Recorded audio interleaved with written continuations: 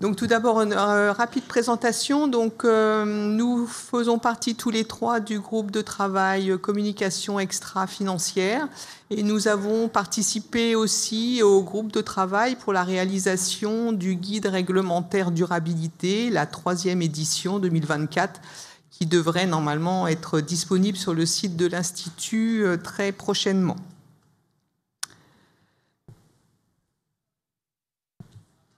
Donc moi-même, Laurence Beauvois, je suis actuaire et je travaille aujourd'hui en tant qu'actuaire indépendante, surtout sur des sujets de durabilité. Et puis Marie-Laure et Robin se présenteront.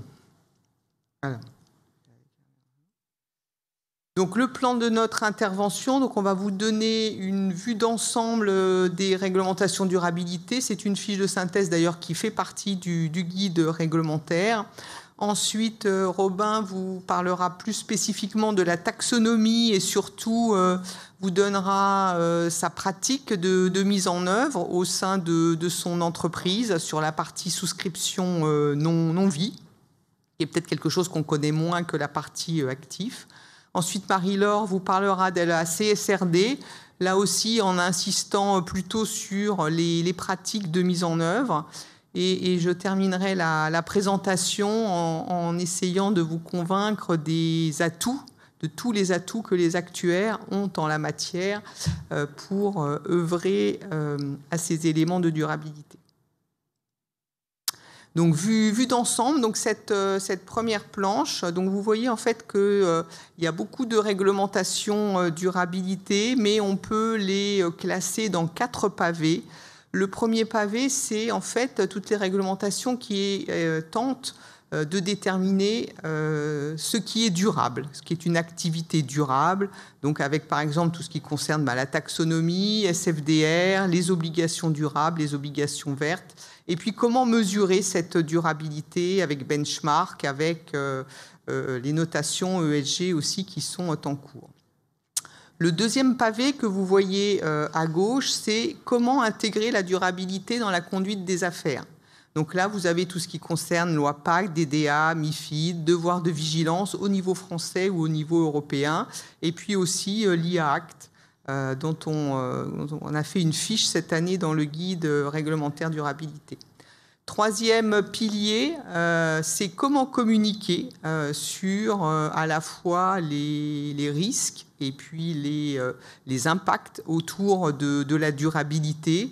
Donc là, il y a déjà un petit peu, depuis un moment, NFRD en Europe, des PEF en France, et maintenant, c'est remplacé par la CSRD que vous connaissez sûrement, et puis une mise en œuvre aussi avec ce qu'on appelle le décret article 29 de la loi LEC.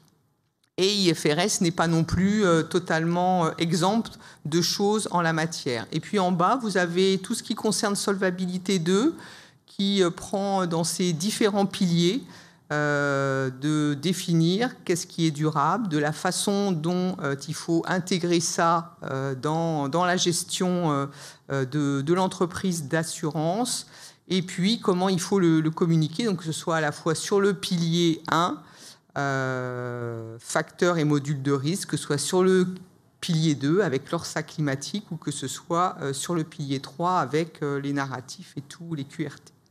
Donc voilà pour cette présentation de synthèse. Bien entendu, on ne peut pas aborder tous les sujets, mais ça vous donne quand même un panorama d'ensemble. Deuxième petit élément, donc ça, pour vous montrer en fait qu'il y a eu une accélération extrêmement forte des réglementations durabilité, surtout depuis 2014 en fait, depuis NFRD. Mais on voit, vous voyez dans le graphique à droite, où on a cumulé en fait le nombre de textes qui sont sortis sur les sujets de durabilité, que ce soit au niveau européen, français ou monde avec IFRS, et qu'il y a vraiment une accélération à partir de 2019, avec près d'une 60aine de textes qui sont sortis depuis 2014. Alors, il y avait eu d'autres choses avant, que vous connaissez peut-être, mais qui concernaient moins d'entreprises et où rien n'était normé, entre guillemets, et c'est tout l'objet des réglementations actuelles. Ça concerne de plus en plus d'entreprises et les sujets sont de plus en plus normés. Quelques rapides éléments de volumétrie sur les deux réglementations qui vont vous être présentées un petit peu plus en détail, taxonomie et CSRD. Taxonomie, il y a beaucoup de textes, hein. Il y a 627 pages de textes des activités qui sont éligibles à la taxonomie. Vous avez 79 pages de texte sur les indicateurs que vous devez publier en la matière. Ça concerne aujourd'hui toutes les grandes entreprises, donc c'est celles qui sont soumises à NFRD, environ 11 000 entreprises. Ça concerne la plupart des assureurs et ça concerne tous les investisseurs, quelle que soit leur taille. La CSRD, ça va être beaucoup plus large puisque l'objectif au niveau européen, c'est 50 000 entreprises. Il y aura plus de 1000 points de données potentiels. Alors j'insiste sur le mot potentiel, Marie-Laure y reviendra, parce qu'il faut que ce soit significatif pour votre entreprise pour que ça doive être publié. Donc il y a 200 exigences de publication et Marie-Laure vous parlera des 12 normes transverses et thématiques. Voilà, j'en reste là pour cette introduction et je passe tout de suite la parole à Robin sur la taxonomie. Merci beaucoup Laurence. Alors, je me présente, Robin Ubedzi, je travaille chez Generali depuis une petite dizaine d'années et je suis titré actuaire depuis un peu plus d'1 an et je travaille à la durabilité depuis un peu plus de 2 ans. Clairement pas un parcours parfaitement atypique, mais ça va parfaitement avec le sujet qui est la réglementation de durabilité appliquée à l'actuaire. Donc, la taxonomie, sur des grosses lignes, qu'est-ce que c'est ? C'est un dictionnaire de qu'est-ce qu'une activité environnementale. Donc, c'est classifié selon 6 objectifs environnementaux qui sont détaillés à gauche et dont les 2 principaux qu'on suit à date sont l'adaptation et l'atténuation du changement climatique. En plus de ce besoin donc d'une activité de participer à un de ces 6 objectifs environnementaux, il y a aussi le fait de ne pas avoir d'atteinte aux autres. Donc, pour exemple, si on est bon au niveau de l'assurance, mais qu'on assure des personnes qui travaillent dans le pétrole, ça atteint à d'autres objectifs environnementaux. Et enfin, la dernière chose, c'est de suivre les réglementations minimum au niveau des droits de l'homme, ce qui est plutôt pas mal. Mais ce n'est pas juste un dictionnaire, ça va plus loin avec les réglementations de publication. Donc, en gros, non seulement ça permet d'avoir une définition de ce qui est environnemental, mais ça permet aussi de publier ça et d'informer donc nos assurés ou investisseurs. Je ne reviendrai pas sur le pour qui, parce que Laurence l'a très bien dit juste avant, et le pour quand, c'est rentré en vigueur en 2023. Donc la taxonomie, cette fois appliquée vraiment aux assureurs et assureurs, comment est-ce que ça fonctionne ? Donc, on a 2 pans sur lesquels on a une action à avoir. Donc tout d'abord, un pan qui est la souscription non-vie. Et là, cette souscription non-vie, c'est appliqué seulement à l'adaptation du changement climatique. Donc c'est-à-dire que la réglementation a considéré qu'en tant qu'assureur, sur ce qu'on faisait au niveau des produits d'assurance, on ne pouvait seulement avoir un impact sur l'adaptation au changement climatique. Je reviendrai dessus après. Mais par contre, en tant qu'investisseur, on peut avoir un impact sur chaque objectif environnemental. C'est-à-dire que quand on investit dans quelque chose, c'est vraiment les 6 objectifs sur lesquels il faut qu'on se base. Je vais détailler la partie souscription non-vie plus sur l'étape d'après, puisque le but, c'est de savoir réellement par quoi il faut passer. Parce que la taxonomie en souscription non-vie, il y a énormément de choses à faire, mais elle est bien définie par 4 étapes qui sont dans le règlement délégué. Donc tout d'abord, vérifier l'éligibilité de l'activité qu'on assure. Donc il y a une petite dizaine d'activités d'assurance non-vie qui sont éligibles, mais la plupart des primes qu'on va trouver sont au niveau de l'assurance de biens et autres dommages, assurance incendie et autres dommages. Parce que, en gros, ce qu'on peut couvrir, c'est nos primes catastrophes naturelles. La deuxième étape, c'est d'analyser ces primes, ou ces produits plutôt, qui peuvent être éligibles. Est-ce qu'ils suivent les 5 critères techniques, dont, en gros smile, les principaux, c'est d'avoir une tarification d'experts, donc c'est-à-dire pas juste regarder sur un historique au niveau climatique ce qui se passe, mais aller plus loin. avoir une conception produit qui prend en compte la prévention, avoir des solutions innovantes sur les sujets et avoir une indemnisation poussée sur ces sujets de catastrophes naturelles. Et ensuite, comme je vous le disais, la troisième étape, c'est sur ce qui est aligné, être sûr qu'on n'impacte pas d'autres critères environnementaux. Donc nous, on a de la chance, il n'y en a qu'un seul autre où on peut l'impacter au niveau de la souscription non-vie, c'est l'atténuation au changement climatique à travers le fait d'assurer des personnes qui travaillent dans le pétrole ou autres produits de ce genre. Et enfin, la dernière chose, respect des garanties minimales en matière de gouvernance et de droits de l'homme. Et du coup, concrètement, comment ça se passe? C'est-à-dire un cas un petit peu pratique de comment est-ce qu'on l'a pris, en tout cas nous, chez Generali. Donc, on voit dans cette carto qu'il y a plusieurs équipes qui impactent ce parcours. Donc tout d'abord, on a la finance, qui, une fois qu'on a défini avec l'équipe de durabilité ou conformité quelles sont les activités éligibles, doivent remonter ces primes pour qu'on ait la base des primes éligibles, qu'on peut ensuite diviser par la prime totale des non-vies pour avoir notre pourcentage de primes éligibles sur non-vies. Ensuite, au niveau des analyses de contribution aux objectifs environnementaux, là, il faut aller plus loin que juste une vision globale. Donc, il faut se rapprocher des équipes produits. Il faut que les équipes produits nous disent, par exemple, qu'est-ce qu'on fait en termes de tarification poussée? Qu'est-ce qu'on fait au niveau de... Est-ce qu'on a une cartographie? Est-ce qu'on a d'autres choses? Et ensuite, aussi de l'équipe indemnisation qui nous dit, voilà les réponses qu'on apporte en termes d'indemnisation pour nos sinistrés. Tout ça, évidemment, main dans la main avec la conformité ou la durabilité pour le point de vue expertise sur ce sujet. Grâce à ça, on peut ensuite avoir donc notre prime, cette fois éligible. Enfin, éligible à gauche, alignée ensuite sur nos produits. Ensuite, on vérifie, une fois encore grâce aux équipes techniques produits, qu'on n'assure pas de produits combustibles fossiles. Et enfin, un respect de garantie minimale de matière de gouvernance qui est plutôt tout produit, qui en règle générale est déjà vérifié. Et donc, vu qu'on est quand même actuaire, on veut quelques chiffres. Quels résultats on a chez Generali? Donc, au niveau des parts de primes éligibles, on est à un peu plus de 60%, ce qui est, entre guillemets, un bon chiffre, mais on le verra juste après. Il est à relativiser par rapport à d'autres compagnies d'assurance et même la comparabilité est assez remise en question sur ce niveau-là. Et au niveau des parts de primes alignées, on est à 5,6%, ce qui n'est pas grand-chose, mais ce qui est quand même assez haut en règle générale sur le benchmark du marché.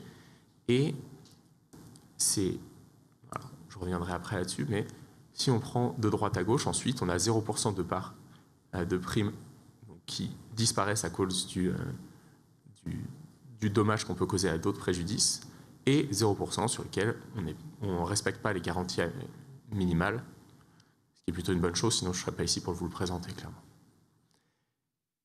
Mais ces chiffres, ils sont vraiment à revoir parce que c'est les chiffres sur lesquels on est obligé de divulguer, donc c'est les chiffres que vous verrez un peu partout, mais ce n'est pas forcément les chiffres qui sont les plus intéressants à suivre.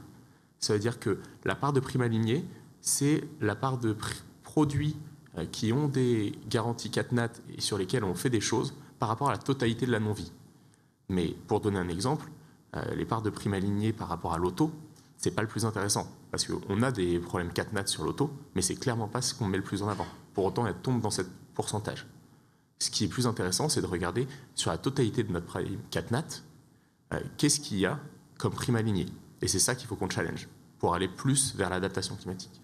Et voire même pour aller plus loin, ce 5,6%, il ne pourra jamais se transformer en 100%, parce que pour reprendre l'exemple de l'auto, à date, la taxonomie, on ne peut s'y inscrire que dans l'adaptation du changement climatique. Donc par exemple, dans l'atténuation du changement climatique, pour prendre l'exemple de assurer des véhicules électriques ou autres, on ne peut pas jouer dessus. Donc clairement, on n'arrivera jamais à avoir un 100%. Pour finir, je voulais présenter un benchmark que je trouve très intéressant au niveau du secteur sur Forbes Mazars, non pas tant sur les chiffres qui sont mis en avant que par la disparité. Ça veut dire qu'on voit que toutes les compagnies ont des ont des données vraiment très disparates sur le sujet. On a des personnes qui ont des grosses primes éligibles et très peu alignées. Au contraire, on en a qui sont quasiment sur la même part d'éligibles et d'alignés. Donc, clairement, ça met en avant le besoin d'un référentiel commun sur les assurances. C'est-à-dire se dire qu'est-ce que ça veut réellement dire que d'être éligible, qu'est-ce que ça veut réellement dire que d'être aligné et qu'est-ce qu'on met derrière. Et enfin, la taxonomie, c'est une très bonne chose parce que ça démarre. C'est un petit peu le début du Green Deal, mais il y a des choses qui avaient été promises lors du Green Deal et qu'on attend impatiemment, comme une taxonomie environnementale étendue ou encore une taxonomie sociale dont on ne peut pas parler à date parce qu'elle n'a pas encore eu lieu.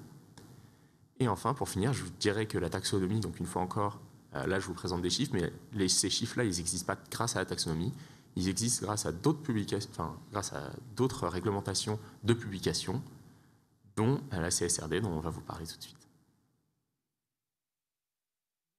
Merci Robin. Marie-Laure, je te laisse la parole sur la CSRD. Oui, bonjour, merci Robin. Donc, je suis Marie-Laure Broucas-Simon, je suis actuaire et directrice produit chez Synalis. Je travaille depuis plus de 20 ans sur la production des chiffres réglementaires et depuis 2 ans, nous travaillons sur une solution pour produire les reportings durables. C'est à ce titre que je vais vous parler de la CSRD. Alors la CSRD, qu'est-ce que c'est ? C'est la nouvelle directive européenne de durabilité. Elle comporte 12 normes, donc 2 normes transversales. Donc, chacune des normes, on appelle ça les ESRS. Donc il y a 2 normes transversales et ensuite il y a des normes thématiques. Donc il y a 5 normes environnementales qui regroupent l'atténuation du changement climatique, la pollution, les ressources aquatiques et marines, la biodiversité et les écosystèmes et l'utilisation des ressources et économie circulaire. Ensuite, on a 4 normes sociales qui regroupent les effectifs de l'entreprise, les travailleurs de la chaîne de valeur, les communautés touchées et les consommateurs. Et enfin, on a une norme de gouvernance. Tout ça est organisé dans une taxonomie qui définit un certain nombre d'infos à produire qu'on appelle les data points. Alors, je ne vais pas vous détailler les 1078 data points. De toute façon, on verra qu'ils ne s'appliquent pas tous à une entité donnée. Donc, la CSRD, qui est concernée ? La CSRD, donc, les plus gros acteurs qui étaient déjà soumis à des PEF vont être soumis en 2025. Là, cette année, ils sont certainement en train de préparer leur rapport. Et la deuxième vague pour l'assurance aura lieu en 2026 au titre de l'année 2025.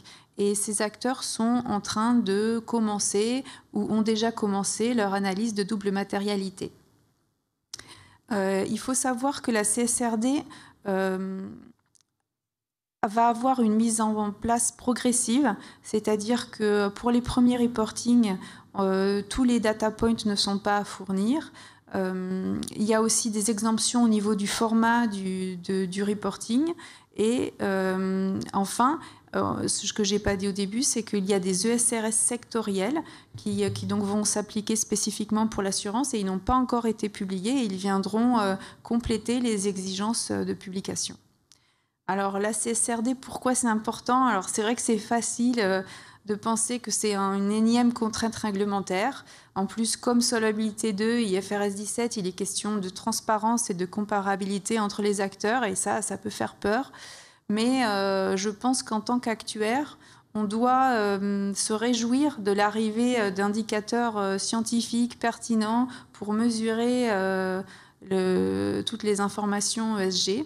Et c'est ces indicateurs, ces nouveaux indicateurs qui sont clairement définis, qui vont permettre aux différentes parties prenantes de faire les bons choix, de s'impliquer dans la transition écologique. Et c'est en cela que la CSRD peut devenir une étape clé pour l'adaptation et la stratégie de l'entreprise. Alors, en tant qu'assureur, dans l'activité d'assurance, on est triplement impacté. Déjà, en tant qu'assureur, vis-à-vis de notre activité. Ensuite, en tant qu'investisseur, c'est à nous de faire les bons choix et d'essayer d'investir de manière raisonnée. Et enfin, en tant qu'employeur, évidemment, de développer des politiques sociales en lien avec la politique, les valeurs de l'entreprise. Alors, oui, il y a 1078 points de données dans la taxonomie, mais tous ne vont pas s'appliquer pour une entreprise donnée. L'exercice qui consiste à sélectionner ce qui va être à produire s'appelle l'analyse de double matérialité. Alors, qu'est-ce que c'est ? Ça se réalise en trois étapes.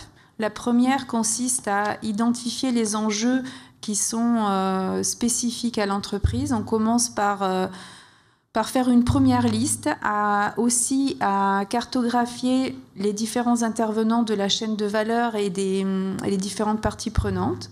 Et à partir de cette liste, on va se poser deux grandes questions.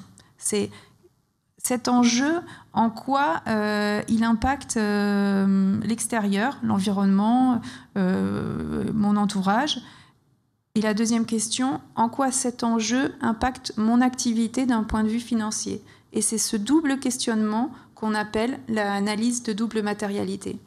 Et donc, pour chacun des enjeux, on va faire un exercice de cotation. On va coter ce qu'on appelle les impacts, risques et opportunités. C'est ce qu'on appelle les IRO dans la norme. Et ça va nous permettre de dessiner une matrice de double matérialité. On la voit en bas à droite. Et donc de placer chacun des enjeux sur cette matrice de double matérialité. Et ça va nous permettre de hiérarchiser, enfin déjà de sélectionner ce qui est matériel ou non, et ensuite de sélectionner nos batailles, c'est-à-dire de hiérarchiser nos premiers combats, sur quoi on va essayer d'agir. Donc, on a vu, chaque analyse de double matérialité sera différente en fonction des acteurs. Mais bon, il y a 4 SRS qui nous paraissent importants d'avoir en tête dans l'assurance. Le premier, c'est le SRS E1, celui qui concerne le changement climatique. Il y a plusieurs points. Il vise à établir un plan de transition, c'est-à-dire une liste d'actions concrètes pour limiter l'impact du réchauffement climatique. Et il se base sur une analyse de résilience, c'est-à-dire la mise en place d'indicateurs précis pour mesurer les actions et surtout suivre ces actions dans le temps. Et en termes de métriques, il s'agit de mesurer des consommations d'énergie, le bilan carbone, des volumes de déchets, etc. Ensuite, on a le SRS E4 qui concerne la biodiversité et les écosystèmes. Donc là aussi, il convient d'établir un plan de transition et on se base sur une analyse d'incidence, c'est-à-dire que là, c'est plus des indicateurs sur notre action sur l'extérieur. Et là, les différentes métriques, c'est des métriques de surface, de nombre d'espèces impactées, voilà. Sur le quatrième SRS important, c'est le SRS S1 qui concerne les effectifs de l'entreprise. Donc il y a un volume, une part importante de narratif dans cette SRS. Et ensuite, il s'agit de réaliser des statistiques sur les effectifs de l'entreprise. Et enfin, le dernier, le SRS S4, qui est le SRS sur les consommateurs, c'est un ESRS qui est essentiellement qualitatif, donc il y a beaucoup de narratifs à fournir et voilà. Donc au moment d'implémenter une solution pour ce type, pour la CSRD, quels sont les points d'attention ? Alors déjà, le premier, c'est essayer de comprendre ce qu'il faut publier, ce qu'il va falloir fournir, et déjà en écarter le plus possible. Donc, c'est en réalisant l'analyse de double matérialité. Ça, c'est le premier point. Ensuite, une fois qu'on a sélectionné les données à fournir, là, il faut se poser la question des axes. Les axes de collecte, les axes d'analyse et les axes de reporting de ces données vont être très différents. Et par rapport à d'autres reporting que l'on connaît, comme Solvabilité 2, il faut voir que les axes sont beaucoup plus vastes dans la CSRD. Déjà, ça ne concerne pas que des données de l'entreprise, ça concerne des données sur toute la chaîne de valeur, c'est-à-dire y compris des données de l'extérieur, sur les fournisseurs, les consommateurs. Ça concerne un horizon temporel total, puisqu'il y a des données passées, présentes et des demandes de projection sur le futur. Et un suivi, ça demande de suivre les données dans le temps. Enfin, le troisième point d'attention, c'est comment provoquer l'adhésion des équipes. Parce qu'on voit que ça va mettre en jeu des interlocuteurs très différents. Et il faut que tout le monde participe avec envie à ce projet et remonte des données de qualité. Et pour ça, il y a un volet formation, motivation des équipes important. Et c'est ça qui garantira le quatrième point d'attention, qui est une traçabilité renforcée, une qualité des données impeccable, parce que ces rapports de durabilité vont être audités par les CAC. Donc il va falloir vraiment pouvoir justifier la qualité des données sur tout le processus. Et enfin, c'est le dernier point d'attention, c'est qu'il va falloir être capable de résister aux futures évolutions de la norme, parce qu'on a vu avec Solvabilité 2, ça continue d'évoluer chaque année, et donc il va falloir être capable de mettre en place un système qui évolue avec la norme, qui soit capable de résister à l'arrivée des normes sectorielles, et qui soit capable aussi de s'adapter aux évolutions du périmètre de l'entreprise, parce que ce qui peut ne pas être matériel cette année peut l'être l'année prochaine, et ainsi de suite. Alors, comment mettons ce type de projet en œuvre ? Alors nous, chez Synalis, on fait ça depuis 20 ans sur le chiffre réglementaire, sur les provisions, sur Solvabilité 2, sur IFRS 17, et donc on s'est ramené à ce qu'on savait faire déjà, c'est-à-dire que dans ces solutions, en fait, il y a 3 volets.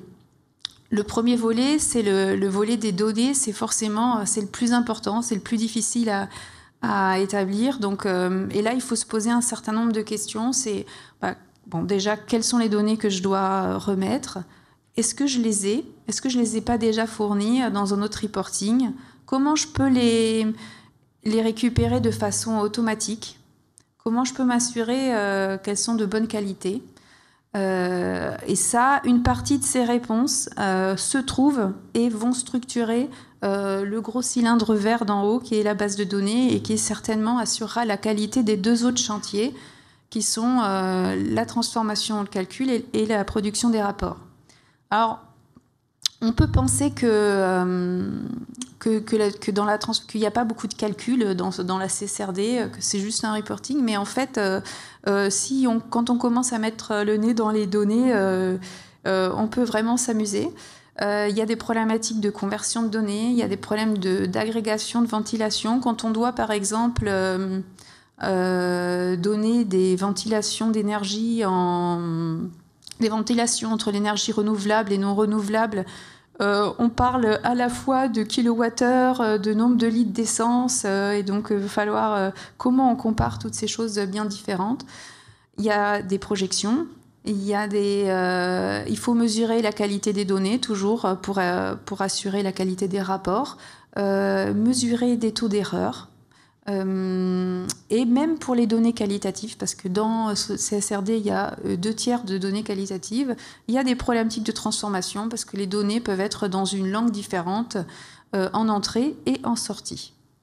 Et enfin, sur la production des rapports, l'idée c'est vraiment d'essayer d'automatiser le plus possible la mise à jour de ces rapports, d'être capable de sortir les données au format attendu. Alors le format attendu, qu'est-ce que c'est ? C'est du IXBRL.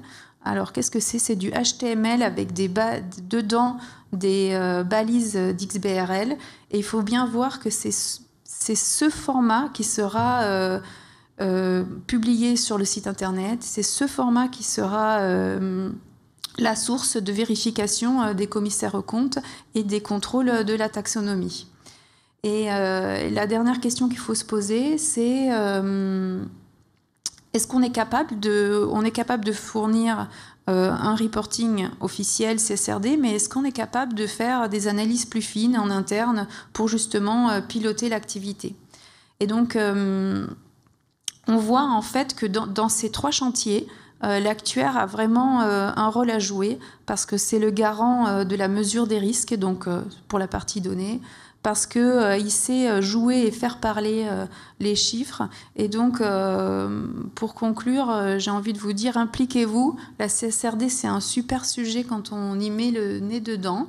Et pour cela, je vous invite à vous référer au guide de durabilité. Alors, je ne sais pas si le 2024 a été déjà publié ou non. Alors non, il n'est pas encore publié, mais il devrait l'être sous quelques jours, j'espère. Voilà. Voilà, et je vais passer la parole à Laurence. Merci Marie-Laure. Donc en guide de conclusion, quelques perspectives et aussi défis par rapport à toutes ces réglementations. Donc peut-être en avez-vous entendu parler, mais la dernière des petites nées des réglementations, c'est la CS 3D, donc qui concerne le devoir de vigilance des entreprises quant à leurs incidences sur leur environnement physique et social. Et donc là, on passe vraiment de l'obligation de transparence qui était plutôt le lot des réglementations précédentes, que ce soit taxonomie, CSRD, SFDR, etc., à une obligation de comportement de la part des entreprises. Donc c'est quand même un changement de paradigme, puisque donc le régulateur, il pense par la transparence pouvoir engranger une certaine courroie de transmission à toute l'économie. Et là, il y a une obligation de comportement. Je ne vais pas en parler plus que ça parce que bon, c'est aussi un petit peu compliqué, mais notamment pour faire le lien avec la CSRD, le plan de transition climatique, il est obligatoire ici. Hein. Et il y a aussi une obligation de gérer ces incidences négatives sur son environnement. Tout ça donc sera mis en place à partir de 2027 pour les plus grandes entreprises. Donc c'est un périmètre plus réduit que celui de la CSRD. Alors il y a beaucoup de défis par rapport à toutes ces réglementations de durabilité. Même si la CS3D, c'est la première obligation de comportement, la transparence, elle ne va pas suffire parce que de toute façon, les régulateurs auront eux aussi des obligations de résultats. Donc voilà, aucun assureur ou asset manager aujourd'hui ne peut, de notre point de vue, se passer d'un plan de transition crédible, par exemple en ce qui concerne le changement climatique. C'est globalement une transformation très importante des modèles d'affaires de toutes les entreprises et des assureurs en particulier. Et ça passe surtout par un changement culturel. Et ça, forcément, c'est relativement difficile parce que ça nécessite d'avoir d'autres réflexes, ça nécessite d'avoir d'autres modèles, d'autres leaders. Et donc, la tâche est relativement ardue. L'implémentation, je dirais, de la durabilité dans les entreprises, ça passe forcément par aussi une gouvernance ad hoc. Donc là, c'est vrai que les dirigeants ont une responsabilité élargie, on va dire, mais aussi toutes les fonctions clés sont impliquées dans les sujets de durabilité. Donc il y a la fonction clé actuarielle, mais il y a la fonction clé gestion des risques, conformité, etc. Donc en fait, on peut dire que toutes les fonctions sont impactés par la durabilité et ont des responsabilités en la matière. Et donc, il y a aussi quelque part une responsabilité individuelle à mettre en œuvre au niveau de son activité en entreprise. Donc, il y a beaucoup de défis. On en a identifié 6, il y en a sûrement peut-être encore d'autres, on pourra éventuellement échanger à la fin de cette présentation. Donc le premier défi nous paraît être un défi de connaissance. Et évidemment, comme le disait Marie-Laure, la durabilité, ça englobe beaucoup de choses nouvelles qu'on n'avait pas l'habitude de manipuler, des stress tests climatiques, peut-être demain des stress tests de biodiversité. On voit bien que tout ça n'est pas très très facile à mettre en œuvre. Le deuxième défi, c'est qu'il faut vraiment se tourner vers une démarche résolument de nature scientifique, c'est-à-dire ce qui est attendu, c'est pas du blabla, c'est des choses concrètes, objectivables, démontrables. Et ça, peut-être que les entreprises ont sûrement encore pas mal de progrès à faire en la matière. Le troisième défi, c'est aussi sûrement sortir du cadre. Les limites sont d'abord dans nos esprits. Va falloir sûrement beaucoup innover en termes d'offres produits, en termes de gestion. Il va falloir adapter nos processus de production, nos processus de décision.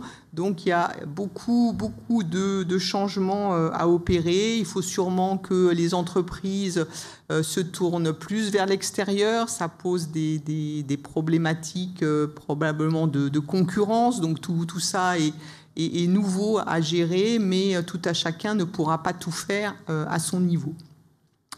Le quatrième défi, vous en avez sûrement déjà entendu parler, c'est ce qu'on appelle concilier les horizons. C'est le gouverneur de la Banque d'Angleterre qui déjà en 2015 parlait de ça. Il appelait ça la tragédie des horizons, c'est-à-dire que malheureusement, on a des impacts à long terme à gérer et on a une gouvernance et des décisions qui sont faites à court terme avec les mandats politiques des uns, les mandats opérationnels des autres.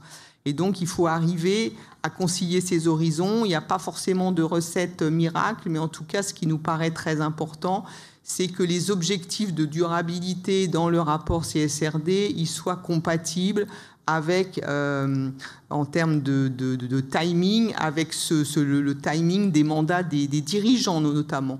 Et pas que des dirigeants, aussi à l'intérieur de l'entreprise, la façon dont les postes sont tenus et pour quelle durée. Et il faut aussi trouver probablement des incitations financières. C'est prévu dans la CSRD, en tout cas, de dire comment on y répond. On en parle pour les dirigeants dans la CSRD. Probablement, il faut trouver des incitations financières à tous les niveaux de l'entreprise et trouver les bonnes. On ne peut pas donner les mêmes incitations financières à la durabilité, à un commercial et à un directeur général. Donc voilà, concilier les horizons, c'est quand même relativement difficile. Il faut en avoir conscience. Le cinquième défi, et non pas le moindre, c'est qu'il faut changer le modèle de nos entreprises, mais il faut quand même que ces modèles restent économiquement viables. Donc là aussi, pas de solution miracle, mais il va falloir sûrement se creuser la tête, il va sûrement falloir travailler un peu différemment, travailler sûrement beaucoup plus en transversal, associer plus de fonctions et trouver des solutions intelligentes et mettre notre intelligence à ce service. Et par rapport à ça, il faudra sûrement élargir aussi notre champ de vision. Peut-être que les activités de l'assureur doivent en elles-mêmes, je dirais, se modifier, ne plus s'arrêter où elles s'arrêtent aujourd'hui et construire des choses différentes. Et donc, par rapport à tout ça, il nous semble que l'actuaire a énormément d'atouts pour relever tous ces défis. Parce que d'une part, il est quand même familier des sujets complexes. Les modélisations, c'est quand même complexe. Solvabilité 2, c'est complexe. IFRS, c'est aussi relativement complexe. Il est aussi familier quand même d'une démarche scientifique. Donc il faut beaucoup de rigueur quand on fait des projections, des évaluations. Mais il faut aussi garder raison à la complexité. Et ça c'est important. Et en plus, il faut savoir l'expliquer. Voilà. Donc l'actuaire nous semble aussi être déjà rompu à ces démarches-là. Il est aussi habitué aux approches détaillées, mais aussi aux approches globales, aux approches holistiques. Donc, Marie-Laure le disait, il va y avoir beaucoup de données à concilier, beaucoup de données à traiter, à consolider, d'horizons très, très différents.